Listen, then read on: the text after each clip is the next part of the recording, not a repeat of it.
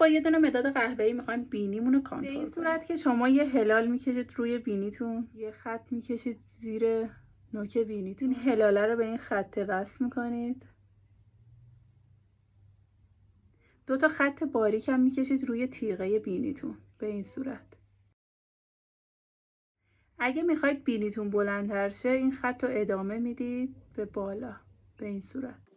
من چون یه قوزم رو بینیم دارم یه خط هلالم روی بینیم میکشم. همشون رو سر جای خودشون با انگوش فید میکنم.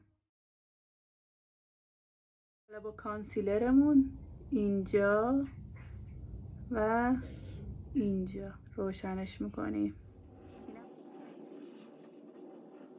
حالا همون جایی که کانسیلر زدیم و هایلایت میزنیم.